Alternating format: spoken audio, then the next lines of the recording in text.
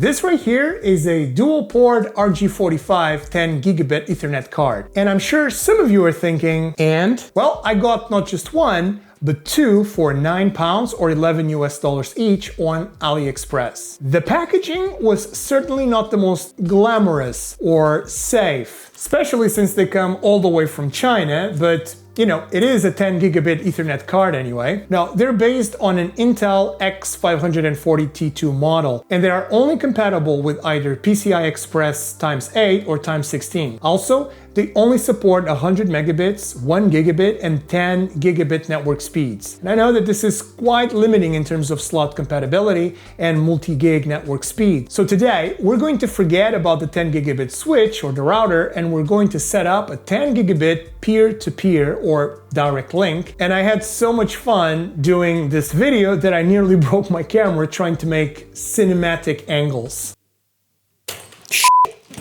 So anyway, to achieve this, we're going to need two computers. Now, this fellow here, some of you already know. That's our old friend that we rescued from the trash. And it's amazing how much mileage we can still squeeze out of it. And it's still running the TrueNas that I showed you guys in a video a while back, but without the true charts. And this here is my main computer. And honestly, I spend more time with this guy than with my friends, and probably why I call him Guy, which is really sad. So here's what we're going to do. First, we will install the cards on both machines. Then we will configure the drivers on each platform, followed by peer-to-peer network configuration. And finally, we will do, well, a few tests just to see how this thing holds up. You know, the usual iPerf, crystal marks, yada yada. You ready?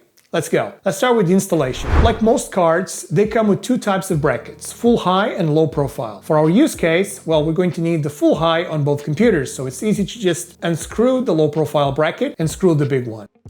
Now, let's install them. On my main computer, I have a PCI Express x16 right under this, foot-long overpriced Subway sandwich that we call GPU. It's like a boat, this thing. And it's actually super tight down there. It kind of like rubs on the RGB jumper in the bottom. So I ordered a PCI riser, but it didn't really come on time for the video. Man, I sweat every time I touch that GPU because it's so bloody expensive, it's ridiculous. Anyway, with a bit of TLC, it fits. Okay, now onto the rescue computer. It has two PCIe x16 slots, which is really surprising for a computer with like 10 years old. The second slot is a PCI Express 2.0, but it will do just fine, The important thing is that it's either x8 or x16, because any other kind of format is, these cards are just not going to support it. Now to the drivers. Let's start with my rescue computer. If you navigate to the network, you can see the two ports immediately recognized by the kernel. And I just love when things work out of the box. That's the way it should be. Now, let's go to the Windows 11 machine and, of course, not recognized. So we're going to have to do a little bit of fiddling here, but it's no biggie.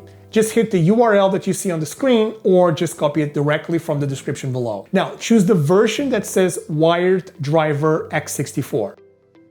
Unzip that folder, and then we will have to explode or unzip or unpack this .exe wrapper.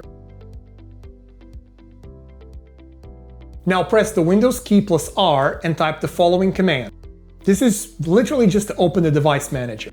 Now go to Network Adapters and look for the two Ethernet cards.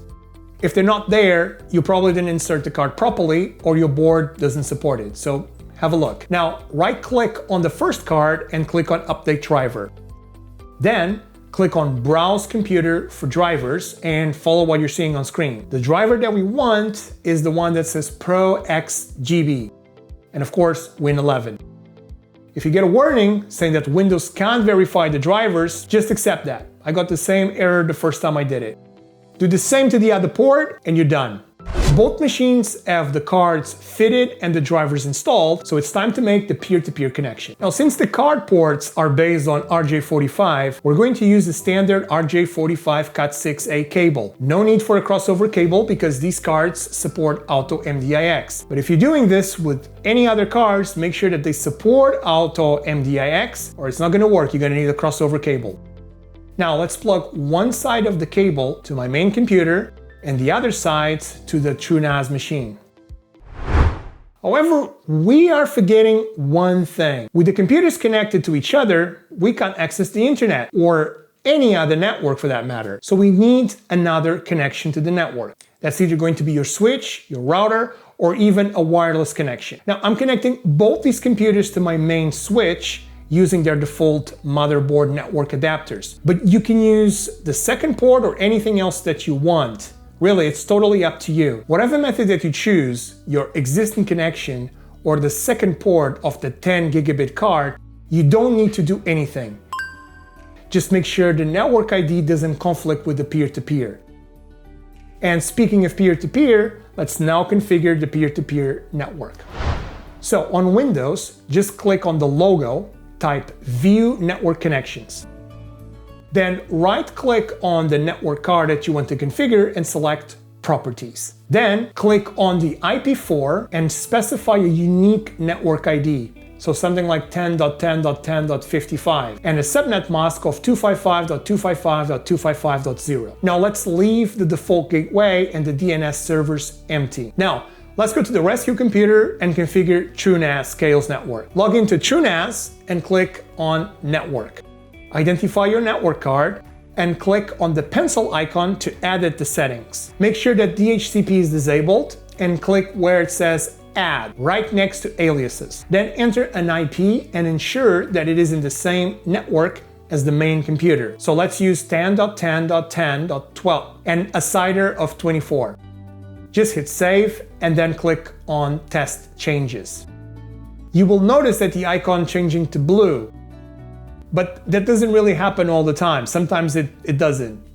Just open a terminal on your main computer and let's see if this connection is live or not. So ping the IP address for the TrueNas Scale instance, which in this case is the 10.10.10.12. If it works, just hit the save button on the TrueNas instance. And there you have it, folks.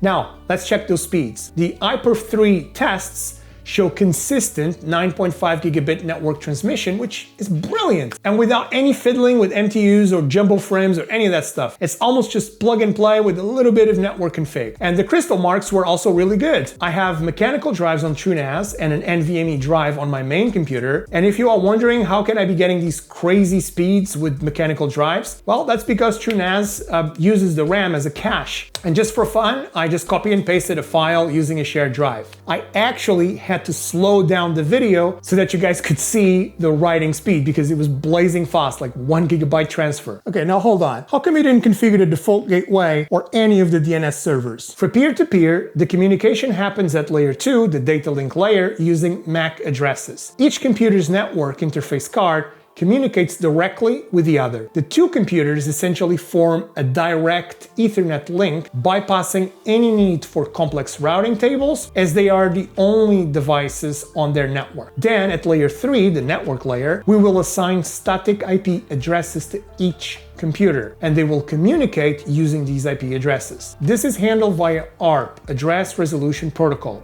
to resolve the IP addresses to the MAC addresses for the communication over the Ethernet link. There is no need for a default gateway because the communication is strictly local. The default gateway is only required when there is the need to route traffic outside the local subnet, which is not the case. You just need to ensure that both computers are on the same subnet. For this same reason, we also don't need DNS servers on these devices. What about thermals? That thing must get pretty hot. We're going to use one of the most advanced tools you guys probably ever seen on YouTube. Seriously, this is going to make Gamers Nexus sound like a bunch of amateurs. We're going to be using my finger. Yes, we are a very small channel, so resources are limited, but you can help us by smashing that subscribe button and liking the video. Cheers for that. Now, this video here was not to advocate that people should be teaching their infrastructure and connect machines directly, but rather show you an alternative that doesn't really break the bank. Another thing I really like about this card is that it works with RJ45, so I don't have to be recabling my entire house or buy SPF plus adapters, which consume, a lot more energy. It's additional to the infrastructure, and they really get mega hot. The finger will tell you. I really hope that you guys have enjoyed this video. This was certainly a lot of fun to make and to film, but I hope you guys have enjoyed it, all right? Don't forget to subscribe, and I'll see you guys soon. Take care.